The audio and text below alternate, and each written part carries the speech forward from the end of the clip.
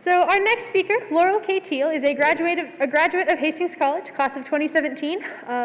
During her time here, she was an Irish Fellow, the winner of the very prestigious Miss Bronco Award, and was voted one of the Who's Who people in 2017.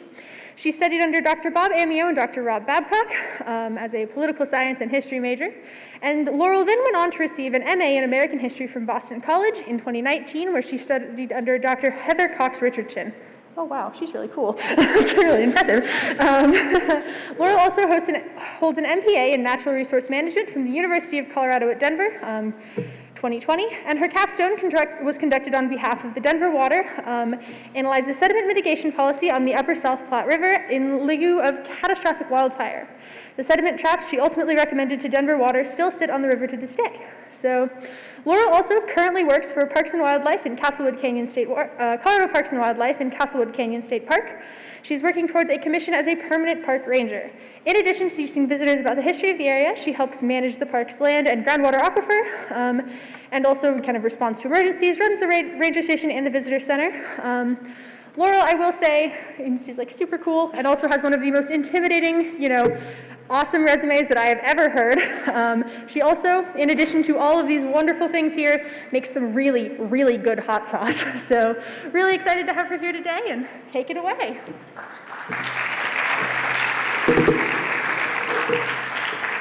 All right, Emma, thank you very much for that wonderful introduction.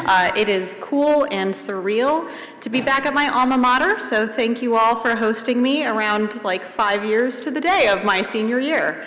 So very cool being back. Hopefully I can figure out how to use the clicker.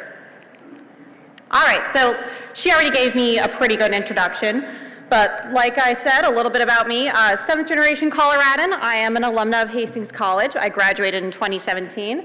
On the left there is actually a picture of Dr. Amio taking us poli-sci seniors out to dinner after we presented our theses.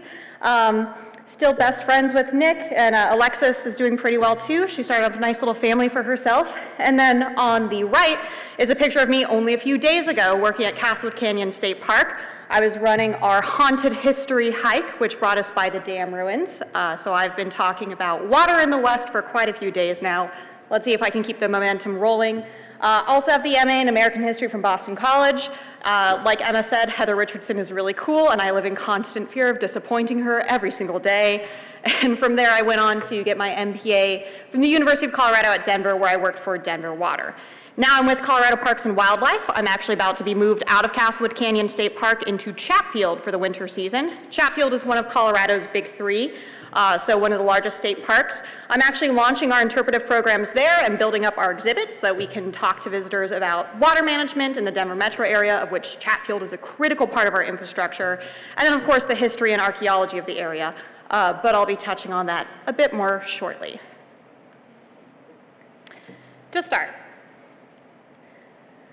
I didn't really understand the issue of water in the West, climate change or no, until I understood this map of the United States. This is the map of annual precipitation in the United States, and as you can see, there is a fine line drawn between east and west.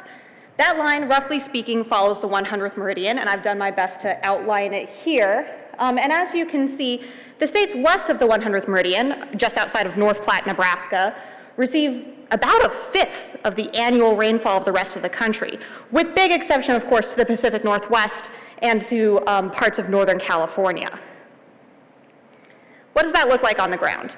These are some pictures of places I've lived on the East Coast. We have DC, Manhattan, Boston College, my other alma mater, New Orleans, and then Wheeling, West Virginia. Those are places I haven't lived, but I have visited.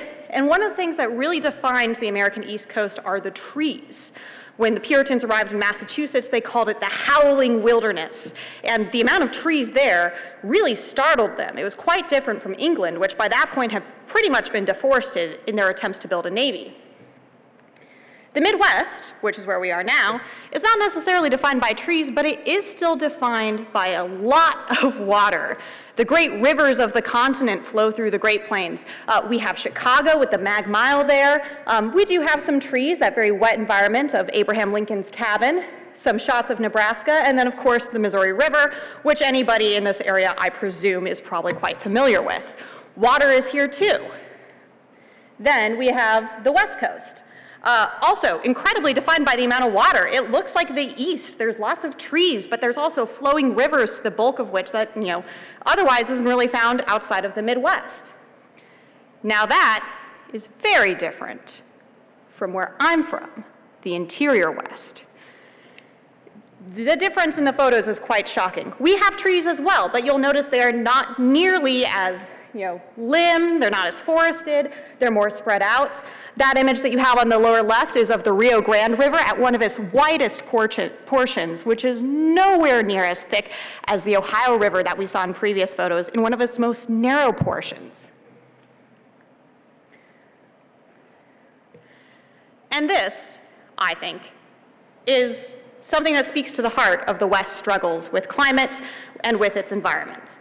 We receive less than 20 inches of precipitation a year. In our nation's capital, Washington, D.C., they receive around 40 inches a year. Here at Hastings College, it's roughly 27. And in Castle Rock, Colorado, where I live, we're looking at around 13 inches every year if we are lucky, of both rain and snow. Let's talk about our rivers. They too are tied to our precipitation. The largest river in the United States is the Mississippi River that pumps out a little over 500,000 cubic feet a second. It has a few major cities on it: Minneapolis, St. Louis, Memphis, Baton Rouge, New Orleans. Next is the Ohio River that has Pittsburgh, Cincinnati, and Louisville. The Columbia River supports Portland, Oregon, and comes in around 4th. 37th on the list is the Colorado River, which supports several major cities, 3 of which I've highlighted are among the top 5 most populous cities on the North American continent. And of course, that river, well, it's not even flowing as much, maybe a 7th as the rest of them. How? To understand that, I think it is best for us to look a little bit through the pages of time, figure out how we got there, and how the West put itself so willingly in a pickle. To start, we have this concept of as Americans of the West being very young, being full of wilderness, a place unsettled. But of course, that's not true at all. In reality, the West is a site of continuous human habitation going all the way back to the Ice Age. Here you can see a map of North America and the routes that humans used to come and populate it during that Ice Age. They would have been following along the West Coast. That's pretty darn old. And then the other oldest part of the country is the Front Range of the Rocky Mountains. The Front Range, where Denver sits, is a nice Goldilocks zone. It never gets as hot as in the Great Plains, like Arizona and Nevada. It never gets as cold as the other Great Plains on the other side of the divide, where places like Lincoln and Omaha and Kansas City stand. It's always quite temperate, and people on the Colorado Front Range are always able to rely pretty consistently on Rocky Mountain snow runoff, which means that we have evidence of people living here going back around 12,000 years. That picture I have on the lower bit is at Chatfield State Park, where I'm about to be moved, and that's of our mammoth dig, where we have found 30 mammoth skeletons, all of which are 12,000 years old, and all of which have evidence of human bone cuttings. So people were eating these mammoth skeletons. They were living in what would eventually become Denver before Denver could ever be imagined. Like I said, this place is very old, and the West has always been subject to dramatic changes in its environment. Mega droughts have been commonplace in the West for as long as people have been in North America. This map here, I regret, is a little blurry, but it does a pretty good job of showing where the mega droughts of the West have been before. And mega droughts don't just last a summer. They don't just last 2 summers. They last 2 decades. They last 2 centuries. There have been times in the West's history where entire regions have emptied of people entirely just because there was no water. It's happened frequently enough to really define much of the indigenous history and politics of the area for millennia. The Pacific Northwest and the Rocky Mountain Front Range are really the only exceptions to this rule. And there I have a timeline as well of some of the long-term changes of drought in the West. So for a region that was already subject to mega droughts prior to climate change, the idea of climate change coming down the pipes is a little bit of an old threat as well as a new threat. Old in the sense that this is a region that has already weathered a lack of water successfully for several years, for several centuries, up to a millennia. However, it is also a new threat in that We don't know what this coming drought will look like. We don't know if it's going to be worse than what has already happened. And of course, now we have some of the largest population centers on the continent, which was not always the case. So, to summarize, this is a place that humans have loved and where humans have chosen to live for a very, very long time, but it has always been risky. It has always been subject to the environment, and it has always been subject to great and powerful changes. This is just the first that we think we've started. It brings up a quote that I encountered when I was going through my environmental history program at BC. The land cannot be mastered, it can only be bargained with. And I think this is something we should keep in mind going forward, because that is very different than what has governed the West for the past 2 centuries. I've decided to put some of the footnotes, as it were, of books that I'm citing from up in the corner. So if you guys want to read a little bit more, you're more than welcome to take a screenshot and go track down those books in the future. But the real heart of the issue when it comes to how the West placed itself in such a pickle has to do with the European mind. Europeans colonized the New World during a very unique time in their own history, during industrialization. Industrialization very much changed the way Europeans saw themselves and how they saw the landscape. They started to see their own cities, their hubs of industry, as colonized, as scientific, as the place to be. But other cities who did not have industrialization, but nevertheless may have had a large population, were seen as savage.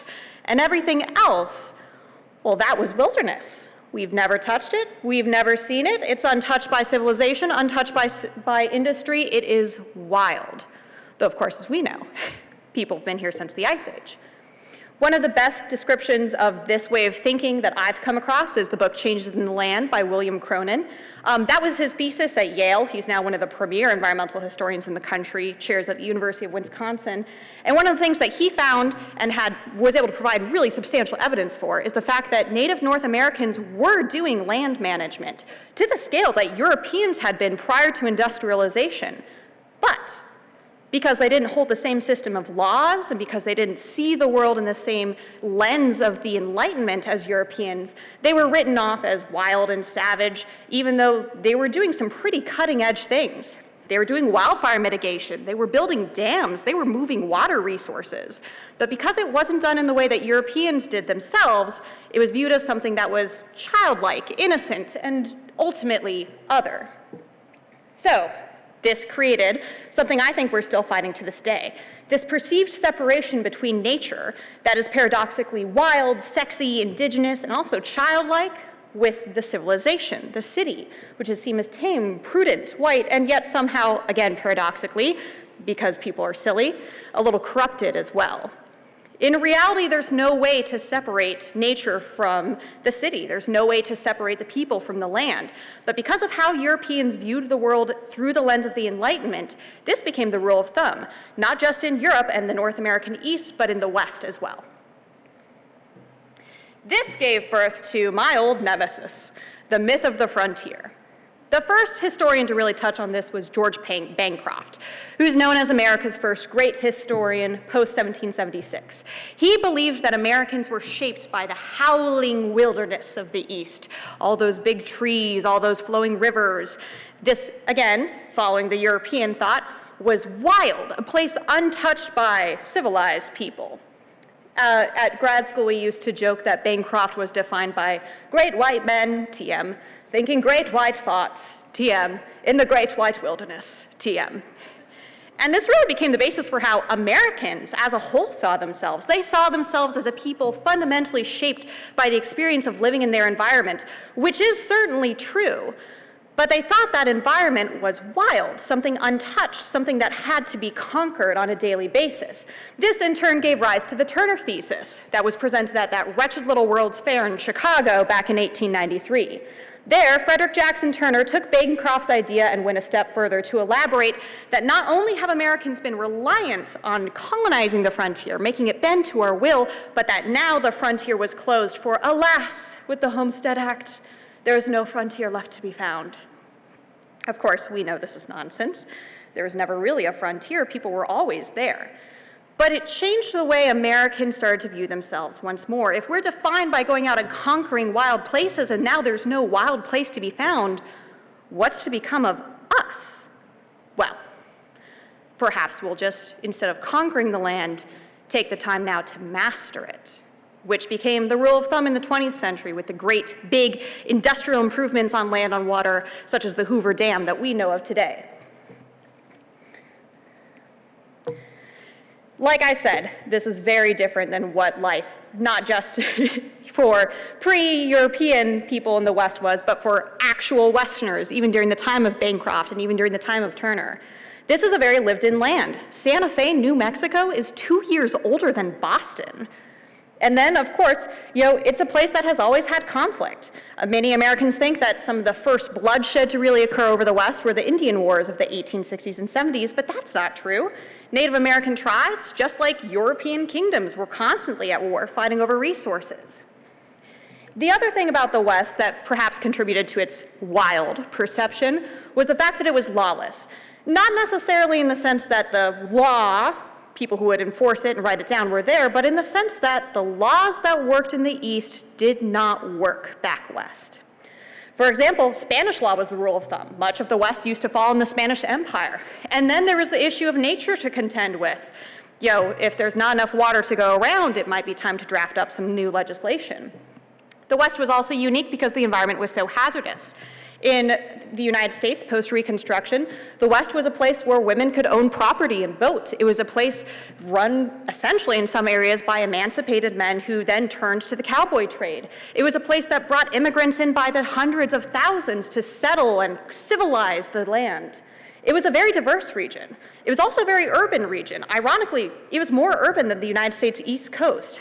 Whereas back east, there were the gentleman farmers scattered in between towns. In the West, the land was so harsh, so intense, that people were much more incentivized to stay in town centers close to water than they were to go out and start their own farms.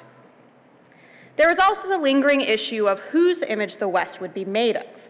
After the Civil War, it was really a struggle of, will this take after the Confederacy? Will this look like the South? Is the settlers going there? Or will this look like the North and take after the Union? The West became a place kind of torn between these two American values of freedom and of equality. The West was wild, though perhaps not because it was wilderness. More so, in fact, because of the people who were going there and the struggles over these ideals and dreams that were being imposed on the landscape. That's what made the West wild. So, the land and the environment in the West meant that most American laws and expectations simply didn't work. Suddenly, a divide started to occur that mimicked the one that I showed you earlier with precipitation. There was a divide, a great divide between East and West. What laws worked there, how the society was built, and then also a divide between federal and local. Which laws worked best, the ones that were come up with, that were imagined by people living there, or the ones that the federal government made? Is it going to be freedom? Is it going to be equality? Post-Civil War America and modern America are really defined by this struggle. And then, overreaching all of it, was this idea of wilderness. This land that has to be conquered, this land that has to be made, even if that's not necessarily the case. And I think from that became three models of dealing with the landscape that we still struggle with today, especially now that climate change is upon us. First, this idea of preservation. Let's set it aside, let's leave it as it was, perfectly untouched by land, untouched by man, exactly as it was when we showed up. Then there's this idea of conservation. Well, perhaps now we should whip out our natural resource management. Perhaps we should actively foster the land. And then, on the other side of the spectrum, there's exploitation. This is a place where we can get minerals. This is a place where we can take water. This is a place that is here to suit our needs. These were all ideas that emerged in the late 1800s, but I think they're still ideas that really mark a lot of the dialogue and struggle you see with policy, especially around natural resource management in the West today. So, what's all this got to do with water? Well, like I said, the West was wild because the laws in the East did not work in the West. Water was a big problem. Back east, water falls out of the sky every day, and in the West, that's simply not the case. What emerged was a very own legal system to call their own, prior appropriation, which was birthed on the gold fields of California and Colorado, and even written into their state constitutions from day one. In fact, prior appropriation has often been called the Colorado Doctrine because of this. Under prior appropriation, nobody owns the water, but people can get the rights to use that water. This is how people tried to bridge the gap of there being too big of a distance, with too many stakeholders and just not enough water in the stream. It is determined under two things. You can get water rights if you're first in time. So, for example, are you the first Anglo-American to be using this water? Then you get that. That's a nod to the freedom value that was being fought over in the West. But you have to prove to the state that you are using the water for reasonable and beneficial use. Will this water be used for the greatest good in a non-wasteful way? This, of course, nods to the idea of equality. In the West, they tried to make the two go together, and they used our natural resource of water to do so. One of the other things that you get with water rights in the West is this idea of senior water rights versus junior water rights. Senior water rights are usually the oldest entities that serve the greatest public use, things like Denver Water, Los Angeles Water, Coors Brewing. They get the largest draws, the first draws, and are usually guaranteed full draw even in the event of a drought. Like I said in my first slide, I'm a 7th generation Coloradan. I remember my grandpa taking me back over to the family ranch where we had apple trees and showing me how water draw worked historically. We were senior water rights holders.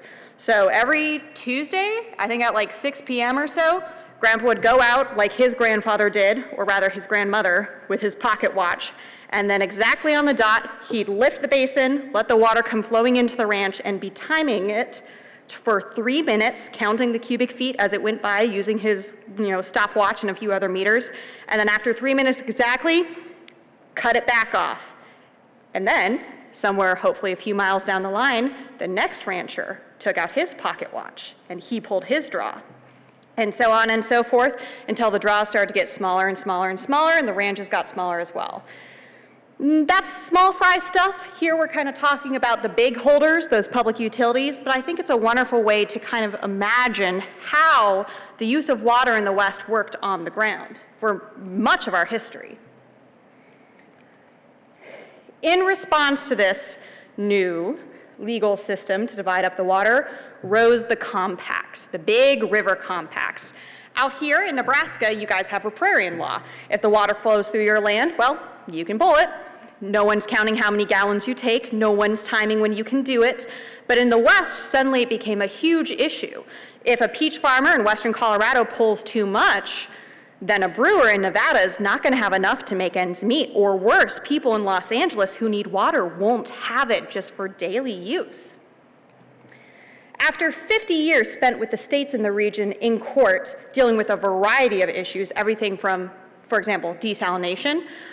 Much like the ocean, the water in a lot of the big rivers, like the Rio Grande in Colorado, is actually salty, and that's because of the natural geology of the landscape. It has to be desalinated at almost every state line. Or if it was because of environmental ruin downstream, for example, states taking too much, states not desalinating properly, or a loss of water rights upstream, states found themselves regularly in court going head-to-head with each other. So much so to the point that some states, like Arizona, were known to activate their National Guard to defend water rights. The push for compacts, an agreement between these states, was led by my home state of Colorado, the headwater state. Almost all of our great river systems flow from Colorado. We really are the primary holders of them. The first compact that we led was the Colorado River Compact, which came in 1922. It was the first of its kind. However, it was very flawed. The first of these reasons it was flawed was because they made the measurements of the river and how much water was in there during a very wet season. They also miscalculated in addition to measuring during a very wet season. What resulted is the presumption of there being more annual water in the river than there actually is. The next issue was getting everybody to actually agree with it. Arizona actively refused to sign it until 1944 when the Supreme Court of the United States said, hey, Arizona, get in on this. Your neighbors need you to do so. After, of course, they tried suing California in 1964. The next big compact was the Rio Grande Compact in 1938. That one was a very clear reaction to the Dust Bowl. It used to be that the Great Plains, where we are now, was the agricultural heartland of the United States. They produced the most food, the most resources. But when the Dust Bowl hit, those resources went up in smoke. the western states thought, well, we have enough sunshine, we have good temperatures, if only we had enough water, we could bear the brunt. We could grow the wheat that Nebraska can't. We could grow the barley that Kansas is unable to. And so, for the first time in human history, major agricultural centers started springing up across the American West, directly in reaction to the Rio Grande Compact, which allocated water rights preferring agricultural centers in Texas, New Mexico, and Colorado. As a result of that compact, the Rio Grande failed to reach the ocean for the first time by the 1950s, just because of how much water was being pulled. What does that look like today? Well, this summer, the Colorado River, like she tends to do, has been taking a lot of space up in the headlines. This is a map of the Colorado River Basin. As you can see, it's divided up into two regions. The upper basin, which is held by Utah, Wyoming, Colorado, New Mexico, and northern Arizona, and then the lower basin of Arizona, Nevada, and California. You can see that the Colorado River, for as small as it is, you remember the cubic meters per second it travels, still covers an insane amount of distance, a huge chunk of the United States population, and a huge chunk of the landmass. This is the river en route. You can see a picture of it with its headwaters in Colorado, where really the Colorado River looks like nothing more than a small creek, all the way to its flow through the Grand Canyon, and then ultimately to where it petters out in the deserts of southern Arizona before ever reaching the ocean. These states, with their major population hubs, and as a result of the Dust Bowl, their major agricultural centers, are reliant on that stream. These are the current allocations, and they are as they were when they were drafted up in the 1930s. The reason for this is they actually didn't think the West's population would boom. You can see Colorado has a pretty good chunk. The next biggest chunk is held by California, in part because they were already fairly agricultural, and they've just taken that and ran with it in recent years. One of the more shocking things is just how small Nevada's draw is. This is in the years before the boom of Las Vegas. And actually, if you go to Las Vegas today, it's genuinely considered to be a beacon of good water management. The water that you'll see flowing in and out of the Bellagio, that's been recycled through the city about 5 times before it ends up there. They use several tricks in Nevada to make sure the water remains recycled and flowing throughout the city, one of which is a very neat little trick where if you keep stream flows small, so very shallow and constantly moving, it can't evaporate, even in the worst of the desert heat. So even though they still have the smallest draw on the river and California regularly overpulls their allotment, Nevada is able to support the booming city of Las Vegas with essentially scraps. One of the primary ways that the river is divided up is with the use of the reservoirs. Lake Powell can be thought of as a savings account for the upper basin, Colorado, Wyoming, Utah, and New Mexico. They regularly use less and less of their water allotment, choosing instead to double down on local sources and groundwater and pump the rest into Lake Powell. Further downstream is Lake Mead, which is thought of as the checking account for the lower basin. That's California, Arizona, and Nevada, who regularly pull an excess allotment from that reservoir. This is the one that made headlines this summer for dipping below its critical mass. And of course, it's important to remember that these are man-made lakes. They were not in place. They did not exist before the 20th century. We created these holdings so that we could have a savings and a checking account for this basin. Even though they were very optimistic about the possibility of bringing population and agriculture into the West, even the big engineers of the 20th century knew that there were threats on the horizon and that this was a critical resource. Some of the more modern compact issues that we see, I have a Colorado River runoff forecast from 2020. 2020, much like 2021, was just a devastating year for the Colorado River Basin. The Rocky Mountains have been seeing less annual snowmelt year after year after year, and that's because we're receiving less snowfall. This is true even on the Front Range, that side of continuous human habitation where people have been hanging out since the Ice Age. Even we are seeing less and less rainfall each year, although I will say this year has been a bit of an exception. It's been quite wet. That means that half of the river basin is in that exceptional drought, teetering on the brink of a mega drought. The other issue we have is conservation versus preservation, that old view of the wilderness. There seems to be some issue, especially in the western states, of how water can properly be used when it comes to making sure it's around for the future. A lot of people are pushing for recreation as a means to hold on to water. For example, Colorado Parks and Wildlife has been acquiring more and more land to use as reservoirs in state parks, knowing that if something is distinguished as being there for recreation, it's incredibly unlikely that another city, another state, or the federal government will ever make a grab for those water rights. But of course, a lot of people want preservation. They want to see a river exactly as it was, completely untouched by man. But if you're trying to support a large population and you're trying to grow food, you do need to move that resource around and actively manage it. The other issue we have is the Imperial Valley. If anybody likes to have salads in the wintertime, you're never allowed to talk crap about California for as long as you live. The Imperial Valley in Central California is the largest agricultural hub in the United States and by far the most productive. This is a picture of the Salton Sea in California. Again, something a lot of people imagine was there before the big water management push of the 20th centuries, but it's something we made. The Salton Sea is incredibly salty. In the 1950s, people viewed it as an inland ocean, and it was a vacation spot. But now it's so salty to the point that if birds land in it, they almost immediately die and will have their skin start to brine. The Salton Sea is actually created by agricultural runoff. People take the Colorado River water and they use it to irrigate their crops throughout the Imperial Valley. But because that water is so naturally salty because of the geology of the Rocky Mountain West, they have to flood, essentially, their irrigation crops and let that water run off into the Salton Sea. It has become salty because of decades of agricultural work. And as much as this is a, ecological disaster, it's also the result of feeding people fruits and vegetables for the better part of the past 50 years. I think this is a really excellent example of the strange balance we're going to have to strike. Reducing the amount of water in the West also means that we're going to be reducing the amount of food that we can produce, especially the amount of healthy food that people need. Some of the other issues, of course, have to do with populations. San Diego is a huge city, and it has recently been added onto the Colorado River Compact. So now there are several million more people to water there. Salt Lake City, as well, has attempted a pipeline to the Colorado River on several occasions, only to be persuaded against it by both the federal government and by their state legislature, and by members of their state legislature. Las Vegas, like I said, has had to turn to water recycling as a way to survive. And then, of course, there is the fact that, as was hinted at this summer, the lower basin, even with all of their attempts to make amends, even with all of their attempts to think out of the box, may still be forced to reduce their water use by 40% by 2050.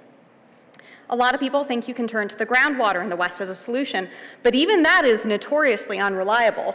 Arsenic and radon are regularly found in the soil of the West beyond a few meters, and of course there are pressure issues to contend with. Lots of people like to study rivers. Rivers are very sexy for some reason, but we truly don't understand groundwater aquifers. Even here on the Great Plains, where we're incredibly reliant on the Ogallala Aquifer, there's still tons about the reserve that we just don't know about. So with the issue in the West, we could tap the groundwater, but even when they think they finally got it figured out, suddenly there'll be pressure issues. My home county used to pull completely from well water out of the ground, but then we had a massive drop in pressure in 2017 that essentially meant the groundwater was all of a sudden unreachable. We knew it was down there, but it couldn't get pumped up. So my home county actually had to add ourselves onto the South Platte. That's just a small local sample of a lot of the big picture issues that are found throughout the region. What are we to do? Well, I was hoping to try to leave this on a bit of a light note, but unfortunately there's no easy answer to be found in this region, because everywhere you turn, there's different stakeholders, there's different issues. Sure, we could just tell California, hey, knock it off, we're cutting back your water supply, but that means we have to kiss our fruits and vegetables goodbye. The South could pick up the slack, but the South has groundwater issues as well. One of the things that has been commonplace in the upper basin that I do think will be leading the way when it comes to the lower basin is switching more and more to the local areas, the local tributaries, the local groundwater, and starting to hold on to water rights in very unique ways. Like I said, I'm about to move into Chatfield State Park. That was originally a recreation reservoir built to stop flooding along the Plum Creek, and so people had a place to go get drunk on their houseboats on Memorial Day weekend. But now it is an incredibly important part of Denver's infrastructure. And if we lost Chatfield State Park, we would essentially lose much of our holdings that are currently untouchable by other states and the federal government on the South Platte River. Colorado Parks and Wildlife has increasingly been using these recreation lands, these public lands, as a way to hold on to water, to keep reserves, just in case. Another thing that has been kicked around is the idea of pulling groundwater, not necessarily surface water, but groundwater from other regions as well. For example, there's this very controversial plan going about at the moment to pump groundwater out of the San Luis Valley, which is Colorado's agricultural region that produces barley and potatoes, and pump that water into the South Platte for Denver's use. The argument there being that instead of that water being used for agriculture, it will now be used by the city of Denver. It is active avoidance of the Colorado River. The Front Range has become so frightened by the prospects in the Great Basin and so scared of the threat of another mega drought kicked off by climate change that they're starting to discuss what I would describe as like harebrained schemes to make sure that water is accessible, even to the point of pumping out of other neighboring basins. There's still going to be the divide, I think, between the upper basin and the lower basin. But 2021 especially has really confirmed the fears across the region of the need for new negotiations. Local sources could instead be a solution instead of the big water projects, but a lot of that is going to mean more scholarship on groundwater. If there are any science majors in the crowd, like who are interested in going into hydrology, please study groundwater. That's one of the things that we just don't understand, that we are incredibly reliant on and will be even more so if we start to lose more precipitation in the future. And sitting on top of the Ogallala Aquifer, you all are uniquely positioned to get your foot in the door studying that. When you look at the West as a whole, the big takeaway is that water is important. Duh. It's always been important. That's a picture of Chatfield State Park there. The other thing to keep in mind is that it's always going to be a unique place. It's always going to be very different than the Midwest or even the East Coast. A lot of the ways that we've gotten used to managing the land here have never worked in that region. I think it's important then to listen more to what the land has to offer and listen more to the constraints that it wants to put in place and that it has put on humans for as long as we've been around. What I would advise going forward as a mere Colorado Parks and Wildlife Ranger is that we start to try to bargain with the land instead of mastering it. That means going out of our way to learn more about things we don't understand. That might be scary, that might be complex, such as groundwater. That might mean having to make big reductions and big changes in our lifestyle. That might mean having to get away from the popular, easy, blame-casting arguments of the past, oh, it's all California's fault, to take a more nuanced approach and take a bigger view of the region. I was tempted again to put up that map of the United States. One of the things that I think escapes a lot of Americans is how interconnected all the landscapes really are. For all the differences in those environments, for how different the Northeast looks from the Midwest, looks from the West, they're all incredibly connected. Whatever Colorado decides to do with our groundwater on our South Platte River is absolutely going to impact everybody here in Nebraska because you are all on the Platte as well. Likewise, any breakthroughs that you guys find with groundwater out here could be life or death for people living in places like Nevada or Arizona. We're all in this together. And most of American history has been defined by this idea of mastering the landscape, conquering the wilderness, or preserving this innocent, childlike thing that we sometimes like to think of nature as. The solution, if there's any, should be for us to strike a bargain and build a relationship, not just with our neighbors, but with the landscape itself. So since this is such a big topic, I did want to leave some time for a Q&A, so that I could address any questions that might be out in the audience, give you guys time to move around to other lectures that might be in the area. I didn't understand we would all be here at the chapel, so that makes things easier. But thank you very much for bringing me back. If you have any questions, I will do my darndest to answer them to the best of my ability.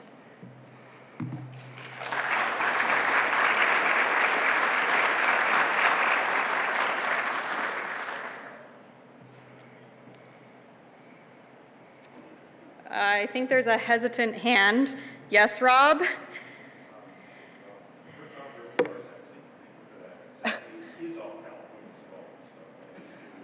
it's not all California's fault. It's all of our fault. Water in the West has a couple of other unique pieces too. Your concentration was fine because we invited all that essentially drinking food consumption, a little bit towards agriculture, but power and mining are kind of unique pieces of water in the West. Talk about those. Yeah, so one of the things Dr. Babcock asked was how mining and other uses of water impact the West, and yeah, that is a huge part of it as well. I chose to leave fracking out of the conversation today, although I've had to do several policy analyses based on fracking. Fracking, if you don't know, is the process of kind of like drilling down into the landscape and using water, rushing pressure of water to push out resources, and then it of course contaminates the water itself. Then we have lots of issues of old mines leaking water into river supplies. Back in, I think it was 2014, a mine on the Arkansas River leaked and it turned the whole river flow bright green. So those are certainly issues to contend with. However, one of the things that struck me when I was getting my natural resources degree is just how small fry of an issue that really is. They make the headlines, I think, because mining is something people like to villainize. Mining is also something that's headed out the door. Those resources are starting to run out, so it's something that is defining the region less and less. But compared to agricultural use and then human use, it's not even comparable. The amount of water that's used for mining or for extraction of resources like that is, I want to say maybe in like the 20th or like 30th percentile of overall water use, at least in the Rockies, the heart of mining, compared to other stuff of just like people running their showers, people growing peaches. So that's an excellent question. I'm glad you brought it up, but the reason I left it out of this is because it's becoming, ironically, less of an issue instead of more of an issue as the West starts to remove itself from mining. What about power? Oh, on the Columbia River, that's pretty much the only one that's strong enough to do power, and I would say that's something that the Columbia has relatively settled. They've put in lots of preserves for their local fisheries on the Columbia River, so even though it could be a great source of power for Seattle and Tacoma, the Columbia River is generally off limits. They're not going to put in more power developments. And then for the Colorado River Basin, there's the Hoover Dam. We're going to have that as a power source until the day that it bursts, when eventually the infrastructure will inevitably fail. Hopefully by that point we'll have found a new power source. But yeah, the idea in the 20th century is that we could harness these rivers not just for agricultural use, but for power as well, use them for mining. And of course now they're starting to realize that those really damage the natural environment of the river, make it harder for fish populations. They change the river itself. For example, the Colorado River in the 1880s was a very warm stream.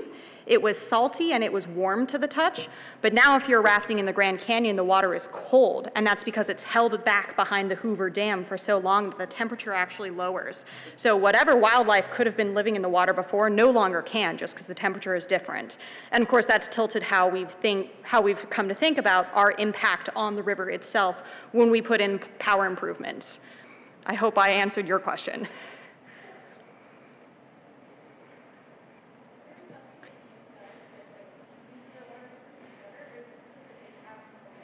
It's just that they have, she asked if the East does anything better. They just have more water. It's just as simple as that. Although that's not to say that they don't have issues. I was out visiting one of my best friends from Hastings back in March, and he lives in the Ohio River Valley, the old Rust Belt. And we talk a lot in the West about how to make sure that we have quantity of water, certainly, but also quality of water. That's very important to us, especially since desalination is such a huge issue, or yeah, contamination from mining. And the Ohio River Valley is actually starting to view that, to have that exact same issue, the issue of water quality, just because of how the Rust Belt has been used historically. The river goes right by these old factories that are now abandoned and eroding, and they've actually contaminated the water supply. So unless you're running that river through huge measures to make it safe to drink, people want nothing to do with it. Swimming in it even is dangerous. So the East has issues with the water as well, but they're very different. A lot of it's tied to industrialization and the loss of the Rust Belt cities, but they don't have the same issues of water quantity by far. That's an excellent question.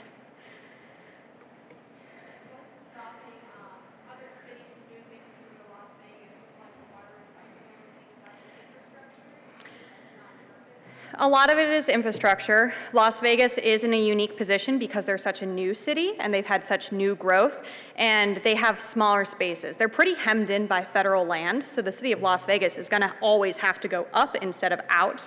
So infrastructure overhauls are fairly easy for them as new things are growing and developing. It's easy for them to switch to that recycling mindset.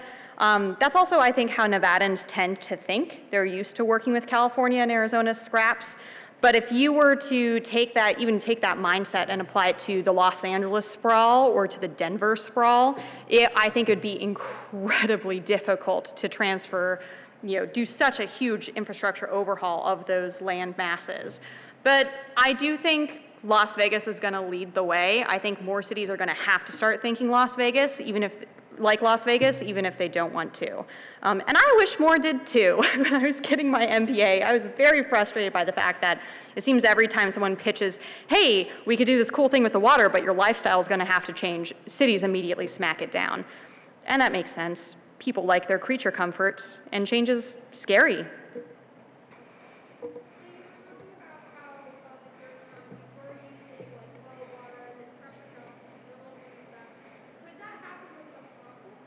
Yes.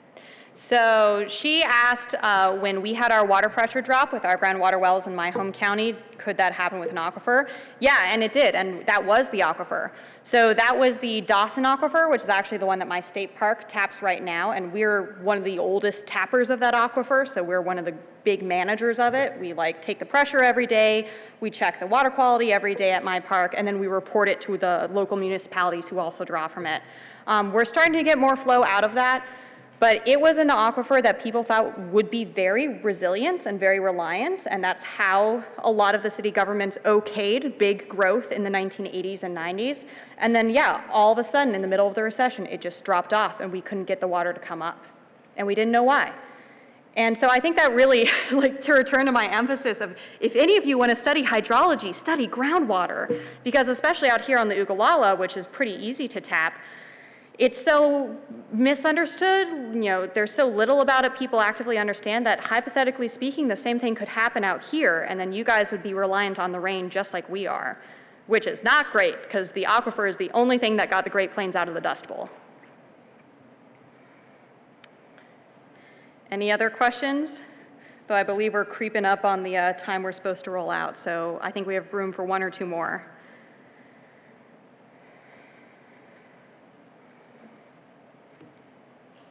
Well, I don't see any, so thank you for coming out and indulging my triumphant return to campus. Hopefully it wasn't too boring, and hopefully it changes your perspective a little bit whenever you see the West make the news for our water supplies.